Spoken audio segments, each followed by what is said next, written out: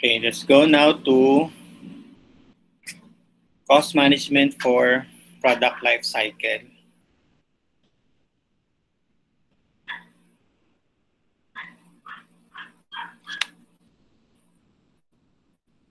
Ito yung expected learning outcomes natin. Describe the concept of cost life cycle and sales life concept.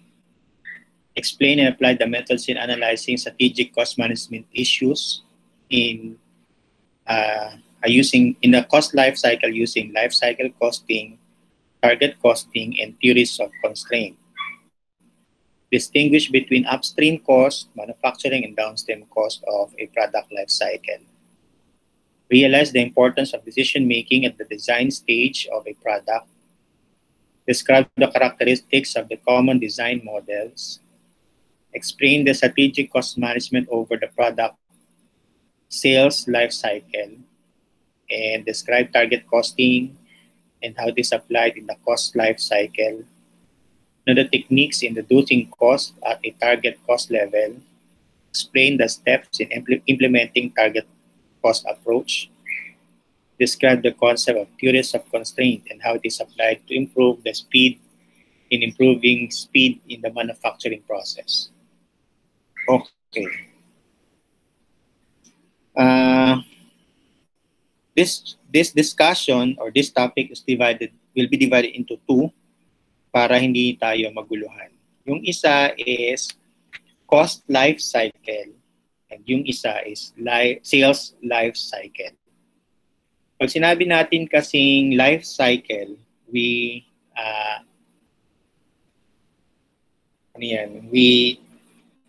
look at a product or our services na meron siyang cycle na dadaanan. And if it is a cycle, you set in your mind na meron talaga siyang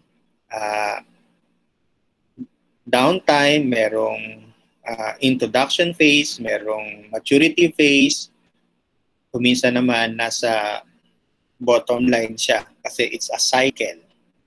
Okay? Now, dalawang klase raw yung perspective na pwede nating gamitin o ipang set whenever we view our product or services. You can look at your product using cost life perspective or sales life perspective. Magkaiba yon. Pag sinabing cost life, these are sequence of activities within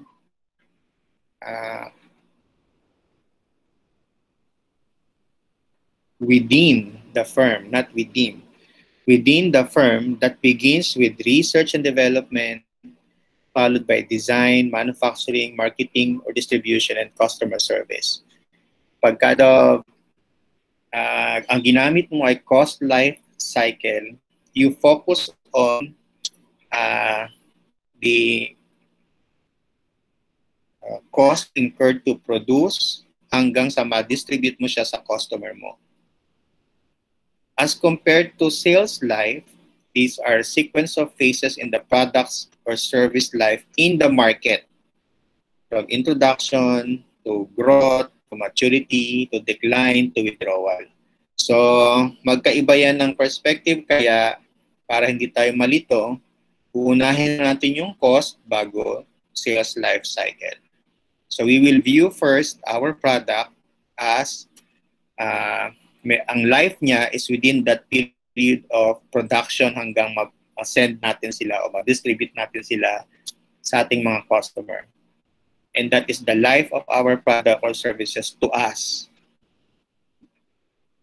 From the design, from the development, design, hanggang sa delivery sa customer natin. Okay? In contrast dun sa sales life cycle, nasa labas na yung product natin, nasa market na, and we are accounting for the performance of our product or services in the market. Whether nasa introduction pa lang siya, or growth na, or maturity, or decline, or withdrawal.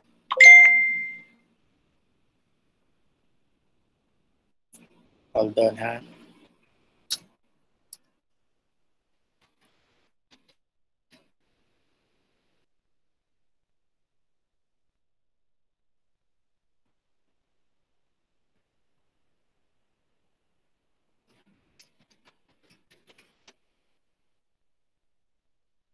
Wait lang.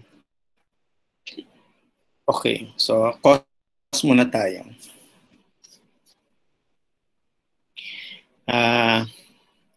Sa cost life cycle perspective, sino ba?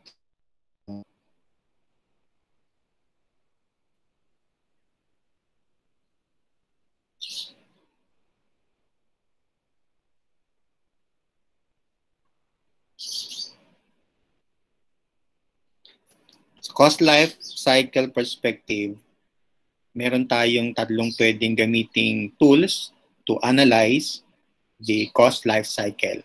That is life cycle costing, target costing, and theories of constraint.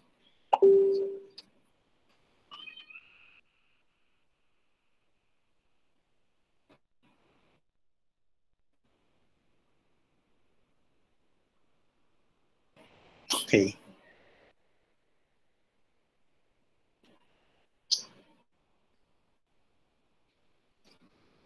Life cycle costing, we will analyze the cost of the product's life cycle using a series of activities na nandoon sa process of designing up to the delivery to the customers. So, kung ano-ano yung mga activities na yon, we will categorize them whether these are starting point or yung mga ending point, or ang ginagamit na term is whether upstream activities or downstream activities. Okay? Yung nasa gitna kasi is actual productions of of product, kaya yung upstream kasi yun yung initial stage of developing the product. Yung downstream stage, ito na yung how are we going to sell our products to our customer. So yung production is the actual productions of the manufacturing of products or services. Now, kung ganyan yung dinadaanan ng product or services natin, at we classify each activities whether upstream or downstream, we can now analyze saang activities tayo nagkakaroon ng concentration in terms of cost.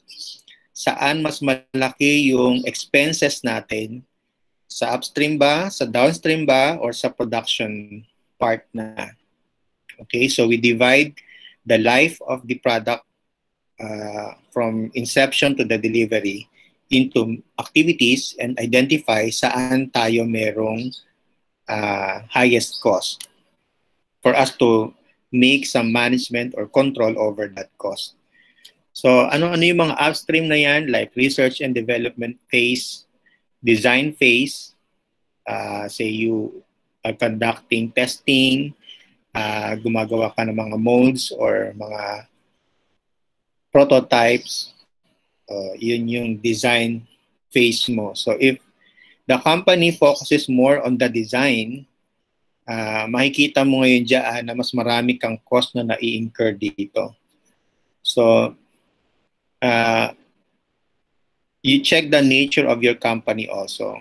Kung bakit ganun yung nangyayari na mas marami yung cost mo sa upstream activities. So dyan sa book natin, you have an example of computer software. If ang nature ng negosyo is computer software, of course, nandoon yung bulk ng cost mo sa design phase. Kasi yung product mo will be patronized by customers kung maganda yung functionality, may mga features na wala sa iba, kaya more on design ang cost mo. Andun yung bulk ng cost. So when you produce now and sell it to your customer, medyo mababa na yung mga cost mo sa downstream activities because na-design mo siya ng maganda. So in short, kapag gumagawa tayo ng analysis na using life cycle costing, we will realize na each activity has an impact or effect doon sa ating other preceding activities. Like for example, yung design. If you are unable to design correctly yung iyong product, the impact of that or effect of that, mahihirapan kang mag-market o mag-distribute ng product mo. So therefore, doon magtataas yung cost mo. Kasi kailangan mo magkaroon ng intensive marketing strategy for you to sell your product. Kasi you poorly design your product. Okay? So kung nagtambak ka naman ng maraming cost or nag-invest ka sa design phase, research and development phase, pagdating sa marketing and distribution, medyo magaan na. Kasi tama, maayos yung design ng product mo. So it's easy for you to sell your product. Easy for distribution. And then walang masyadong return. Unlike kung medyo hindi mo na-investan ng masyado yung design, even if ma-distribute mo siya, the customer will always return your product. Merong mga question, merong mga queries, kaya tataas naman yung downstream activities mo o downstream cost mo.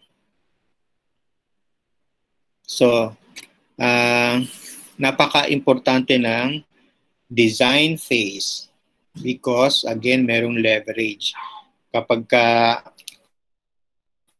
poorly designed yung product natin, mahirapan tayo sa distribution and tataas yung customer service. So if that is the case, we need to learn design methods.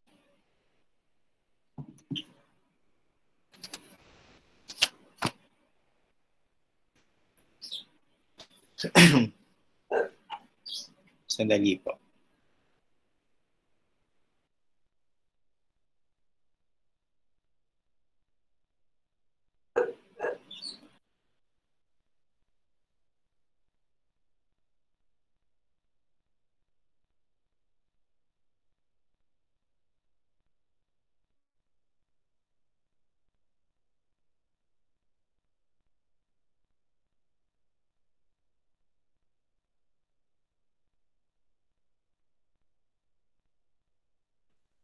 Let's have a CR break. Meron ng tao. Sandali lang po.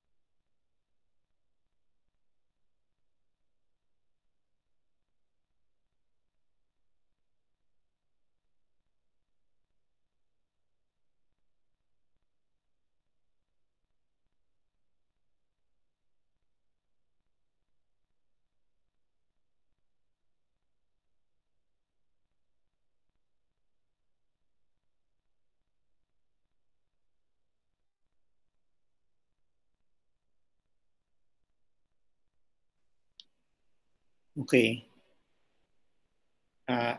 Nakabalik na kayo? Yes, sir. Okay, meron lang akong bisitang konti. Asa na ba ako? Characteristics of design methods. Okay. So, importante yung design, no? Kasi it has an impact on our downstream cost. Now, we have 4 design methods that can be used. Basic engineering, the fastest design method that you can use. Fast daw. Fast ang design. Bakit fast? Because wala ka namang masyadong gagawing komplikado kung hindi depende lang sa gusto ng customer or yung nasa isip mo lang. So relatively low ang cost dyan because you don't have any idea kung ano yung acceptance ng customer mo doon, ano yung response ng customer mo doon sa dinidesign mong maybe functionality, maybe sa features niya, maybe yung itsura niya. So wala ka pang masyadong idea, basta dinesign mo lang base sa kung ano yung nasa isip mo. So ang impact niyan sa downstream can be very high because yung marketing and production cost natin medyo hirap kaya kasi hindi mo nga nakuha yung idea ng customers mo kaya medyo magtatamba ka ng marketing and distribution cost dyan. Yun na nga, hindi mo na-incorporate. Not integral to the design process. Yung isa namang method is gagawa ka ng prototype. So, pagka ganun, dadaan ka sa prosesong merong testing, merong trial sa customer. So, yung design phase is a little bit slower compared to dun sa engineering na mabilis lang. Ano maisip, produce. Unlike sa prototype, we have to do testing. We have to do customer survey or trial for customer. And then we have to get ano yung inputs nila, ano yung feedback nila, and then apply dun sa ating prototype. Okay? So, sa costing yan, if this will be your strategy for the design phase, medyo magdadagdag ka dyan ng materials. Kasi meron ka ng prototype. Tapos, labor meron din kasi magsusurvey ka, customer survey. And then, invest some time because after the survey, i-incorporate mo pa yung, hintayin mo pa yung feedback, incorporate the feedback, and then gawin mo na yung prototype. So, ano ang effect niyan sa downstream? Potentially significant reduction in the downstream cost because you are able to get already the feedback of your customers. So it's easy for you to sell the product. Kaya mababa na yung magiging cost mo doon. Templating naman is existing na yung product. Ang ginagawa mo lang is either you are improving it, scaling it up, or medyo minomodify mo siya to fit kung ano yung gusto ng customers mo. So, kung ganun yung strategy ng design mo, existing na yung product, binabago mo lang yung other features niya, medyo mababa na yung costing mo nun. Kasi hindi ka nag-umpisa sa zero. Meron na agad nung product na yon. Ni-improve mo na lang, scaled up or modify according to the desire of your customer. So, medyo in terms of speed also, mas mabilis ito dahil andyan na agad nga yung product. Ini-improve mo na lang. So what is the effect on the marketing and distribution? Unknown. Medyo risky nga lang dahil hindi mo alam kung ano ang reaction ng customer. Can have costly unexpected result if scaling does not work in the market or in production. Kasi existing yung product, nilagyan mo lang ng other features or binago mo lang yung maybe color, maybe yung physical features niya. So, medyo risky yan. Pag sell mo sa customer, hindi mo alam kung ano ang reaction niya. Kasi dati naman na yung ganyan.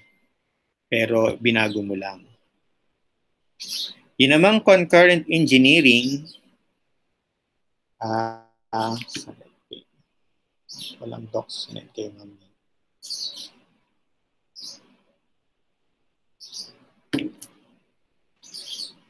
It's a continuous design method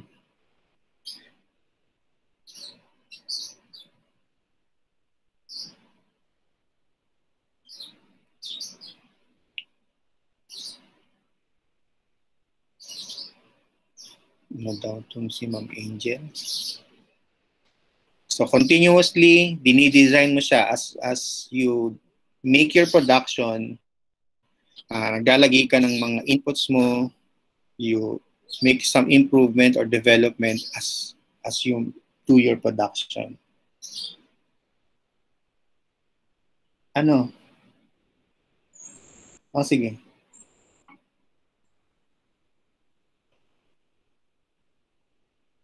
Sandali po.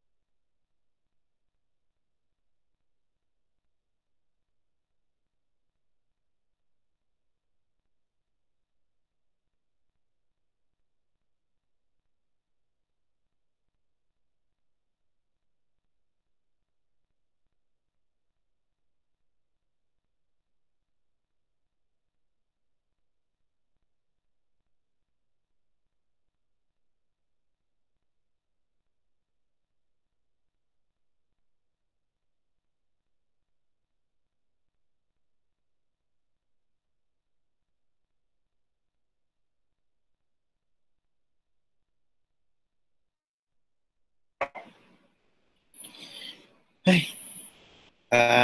Saan ba ako? Concurrent engineering, no?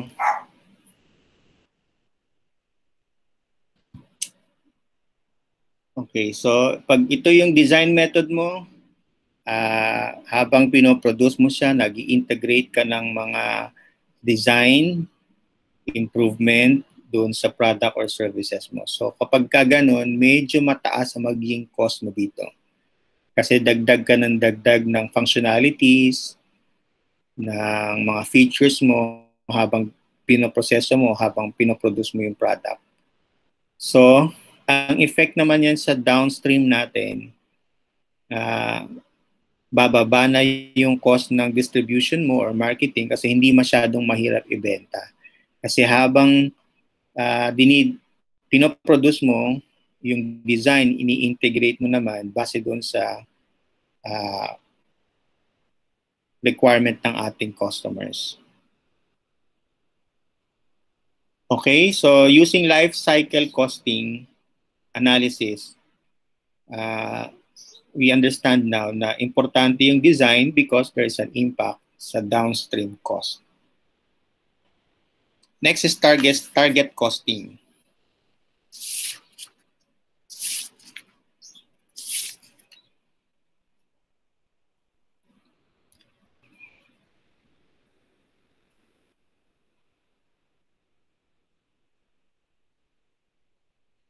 Target costing is a technique in which the firm determines the desired cost for the production or service given a competitive market price for the firm, also the firm that can earn the desired profit. So dito naman, again, we will view our activities as a chain of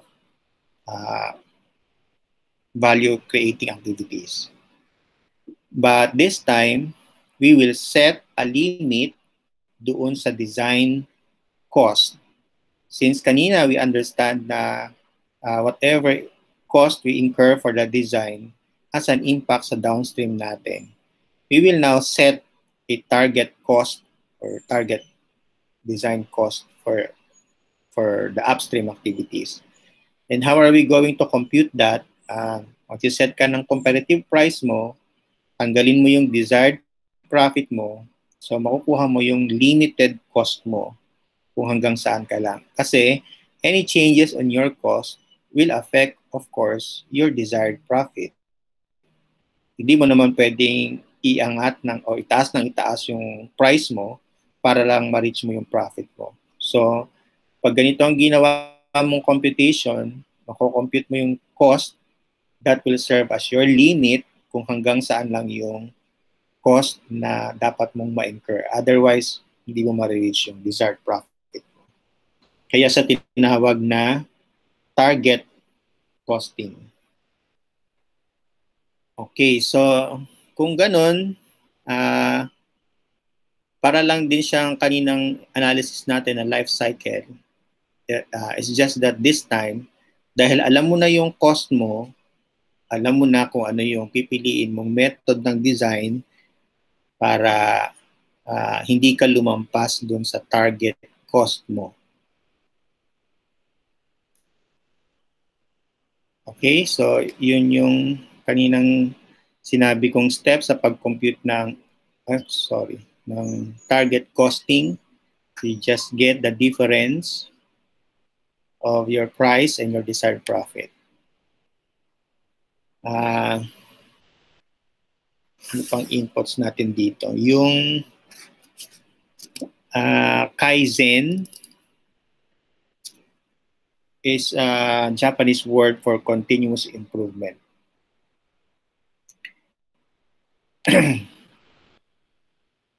Kasi nga, nakaset ka na ng cost for your design.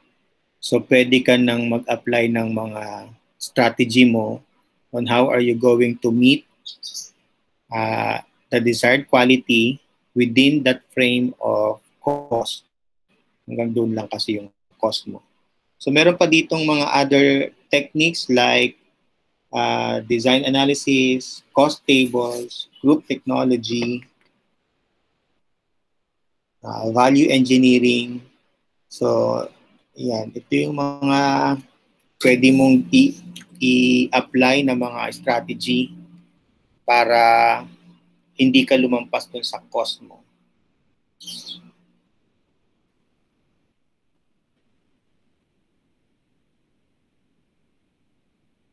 Itin sa pag-manage ng cost sa ating cost life cycle ay theories of constraint.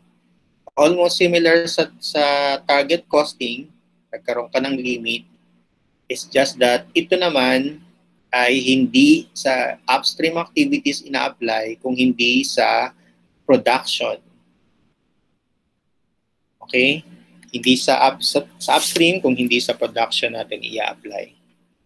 Theories of constraint. So ito naman yung steps niya. Parang katulad din kanina sa target costing. Kinompute mo yung limit. So ganun din dito, hahanapin mo din yung limit. Identify the binding constraint. Determine the most efficient utilization of each binding constraint. Manage the flow through the binding constraint and add capacity to the constraint and then redesign. So ibig sabihin, dun sa production process mo, hanapin mo doon yung mga merong limitation or merong mga bottleneck na tinatawag. Yung hindi makakasabay sa output ng preceding or sa sa before niyang activity. Hindi nakakasabay. Kumbaga, kaya nga tinawag siyang bottleneck, doon nagkakaroon ng pagbagal ng output. Kasi hindi niya masabayan yung output ng pinanggalingan at yung output ng susundan niya. So, hanapin mo doon sa production process mo.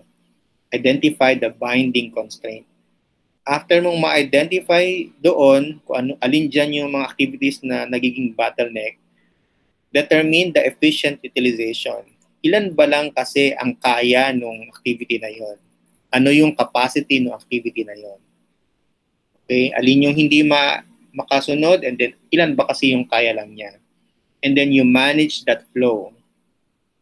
We have to manage, kung yan lang ang kaya pala niyan, it's either we will increase it or we have to manage yung previous activity para hindi tambak dito sa activity na to, para hindi magkaroon ng bottleneck.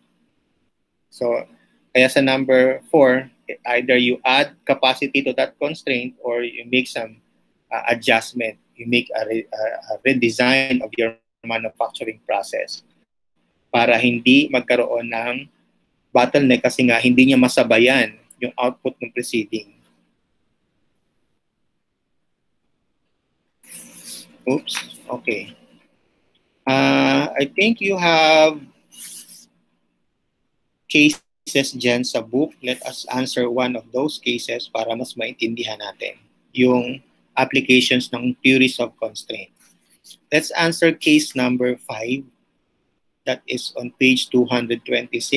I wasn't able to type it down sa slides, but for those who have books, kindly follow na lang sa page 226. Cable Incorporation manufactures a part of XX3 used in automobiles. 3 processes are involved in the production of XX3: drilling, inserting, and packaging. Each process performed at a separate workstation and has these performance characteristics. Yung drilling can drill 30,000 parts per hour. Yung inserting can insert 3,000 parts per 5 minutes. For packaging, can package 10,000 parts per half hour. So yan yung mga sinasabi kong identification of your constraint, binding constraint. So, if the packaging function can only package 10,000 parts per half hour, in 1 hour, ang kaya niyang i-package ay 20,000 in 1 hour. As compared to drilling, na pwede siyang mag-drill ng 30,000. So, doon pa lang kita mo na kulang yung packaging. Kasi in 1 hour, it can package 20, samantalang yung na-drill, 30 na. How about yung inserting? Inserting can insert 3,000 parts per 5 minutes. And how many 5 minutes meron sa 60 minutes? Ilan yun? 30? Ay, sa 60 minutes. Oo. Ilang 5 minutes meron? Ilang 5 minutes meron sa 60? 12 po, sir. 12, yes. So, kung merong 12 5 minutes in 60 minutes, we will multiply 3,000 by 12 para makuha mo yung per hour. Ilan yun? 36,000 po. 36,000. So, I guess after drilling in 1 hour, 30 ang na-produce niya. Paglipat niya sa inserting, kaya niya yung 30,000. Kasi 36,000 ang kanyang output in 1 hour. Diba? Pagkatapos yung 30 na yon na lumabas sa drilling at lumabas na rin sa inserting, lilipat sa packaging, hindi kaya ng 1 oras yung 30. Kasi 20 lang ang kaya ni packaging in 1 hour. So meron tayong bottleneck, yung packaging department natin. Ang bottleneck is yung packaging. So, paano ngayon natin to isosolve na lahat ay okay? So, sabi niya dito, the packaging function is the constraint because only 20,000 parts can be packaged an hour, whereas 30 can be drilled and 36 can be inserted. Assuming a 40-hour work week, the number manufactured per week is 20,000 times 40 is equals to 800,000 per week. So, pwedeng ang gawin mo, mag-schedule ka since lahat naman ng department na ito, drilling, inserting, packaging, ang limitation is 40 hours in a week, that 8 hours per day sa 5 days. Nasusundan ba ako? 5 days ang working days, 8 hours per day, de 40 hours. So sa 8 hours na yon, within that week, dapat daw hanggang 800,000 units lang ang magagawa natin. So yung 800, pwede mong iset yan as a limit dun sa drilling and then sa inserting so that hindi to magtambak doon sa packaging. So after a week, wala kayong bottleneck kasi pare-pares kayo ng output na hanggang 800,000 lang per week.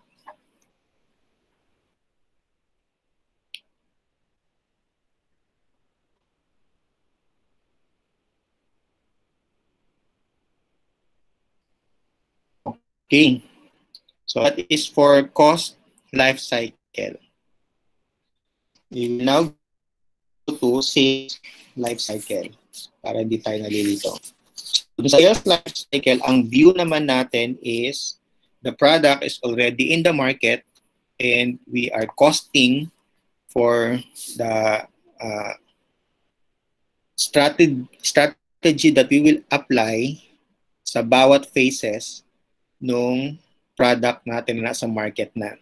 So more on nandun na sa customer service and whatever feedback that we will receive from that customers will be used as an input again para i-produce uli yung product natin so that the performance in the market will either change or improve or wala talaga, magde-decline na siya. Okay, so let us first be aware of or understand the life of the product in the market. So paglabas ng product natin, of course yung development na wala pa yan sa market, nasa loob pa ng kumpanya natin. I-introduce natin yun sa market. If it is a good product, well-designed, it will be accepted by the customers or the market, mag-i-increase ang numbers of sales. So, yung kaninang pinag-usapan natin hanggang dito lang sa loob. Yung sa cost life cycle. So, ito lumabas na siya. So, kung maganda, okay ang design, accepted, it will increase. This one is the numbers of units sold or bought by the customers. And then dumadami. If it is increasing continuously, so we can say na yung product natin is now on the growth stage in the market. Binibili talaga siya, tinatangkilik, at continuously nag-i-increase yung ating numbers of units sold. It will come a time na medyo marireach niya yung plateau na medyo constant na lang yung numbers of units sold or bought by our customers. Bakit ganon? Probably there's a new product being introduced in the market and almost the same with you. So nagkakaroon sila ng mga alternatives or medyo na-saturate mo yung market, wala nang ibang bibili, na-reach mo na yung maximum ng market, kaya magpa-plateau na, magka-flat na siya dyan. Okay, so pagka nandyan ka na, that's a maturity stage already. And then, the assumption, when you reach the plateau, bababa talaga. So para bang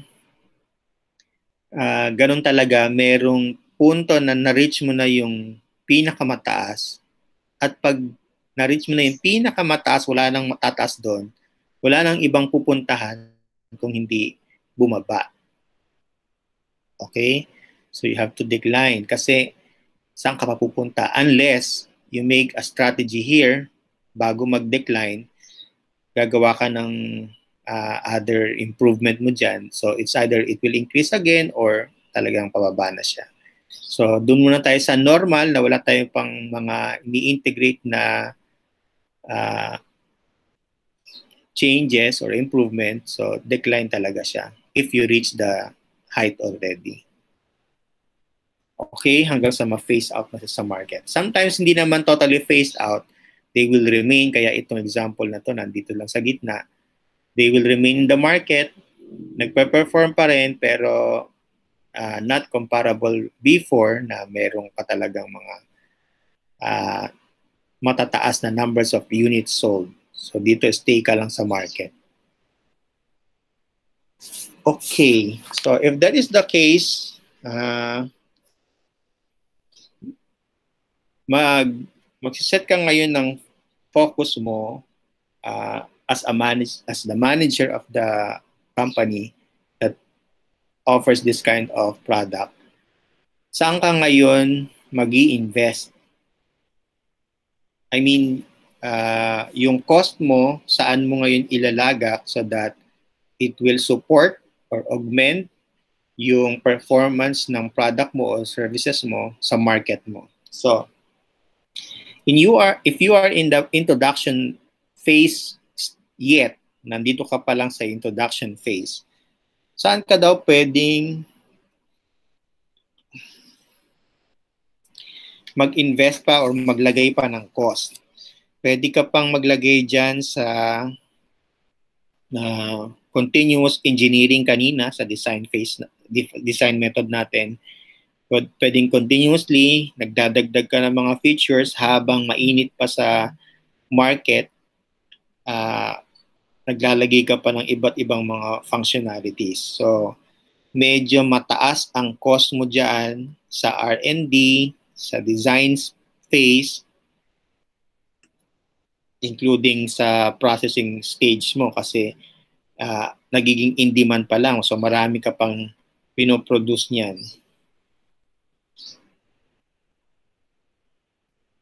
And you wanted your product to be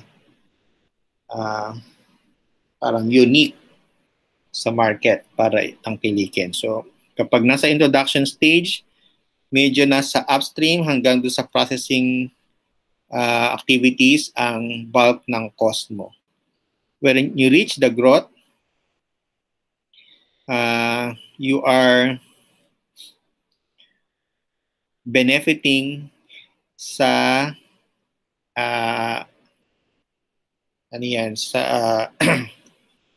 you're riding the benefit of the customers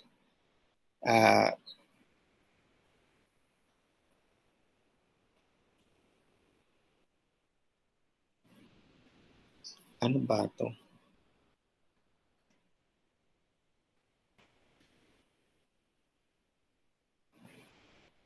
Perception sa product mo. Pinapatronize nila. Nagkaroon kasi sila ng thinking na okay itong product natin, okay itong product mo. So they continuously buy your product. So you ride on that phenomenon na gustong-gusto nila yung product na yun. So anong gagawin mo? Medyo ganun pa rin nasa production yung bulk ng cost mo. Hindi na masyado sa design because na hit mo na yung gusto nung product, ay gusto nung customers mo eh. Binibili na nila yung product mo. So more on, kung magra-ride ka dun sa phenomenon na yon, na gustong-gusto nila yung product mo, pwede ka ngayong mag-strategize dyan ng pricing. Kasi kahit na itaas mo ng konti, bibilhin pa rin nila yung product mo kasi nagustuhan nila. So sa growth stage, wala na sa cost ang concentration mo, ang focus mo more on nandun na sa pricing. Kasi yun na nga, kailangan mong sumabay doon sa habang mainit pa siya. And then pag nasa maturity stage na, medyo dumadami ang kalaban. Medyo dumadami ang alternatives. Kaya medyo hindi na napapansin yung product mo, nagsi-shift to other products yung mga customers natin. So, again, gagawa ka na naman ng strategy dyan. It's either medyo bababaan mo yung price para lang bumalik sila, or you add additional functionalities or features dun sa product mo para mag-shift ulit sila sa pabalik. Okay? So, iba na naman yung focus mo when you are in the maturity stage. Tapos, kung nag-work, magka-plateau yan, ganun pa rin. Kasi nandyan na din yung tawag dito, yung mga alternatives. Hindi mo na sila mapipigilan. Existing yung mga alternatives na nasa paligid. So kung nag-work, magpa-plateau lang yan, it will remain, they will still buy, pero hindi na mag-i-increase yung kanyang units. And then it will go down already kasi there will be a time na kahit anong lagay mo ng improvement, hindi mo na matapatan yung alternatives. Kaya they will surely shift to other product. And therefore, your product will surely decline. Hanggang sa naging part ka na lang ng options. Kasi marami ng ibang in demand. Okay, so that's the chapter 8, cost planning for product life cycle. Do you have questions po?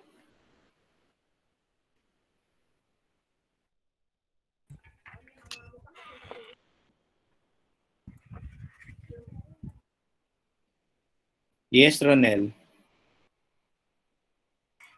Wala po, sir.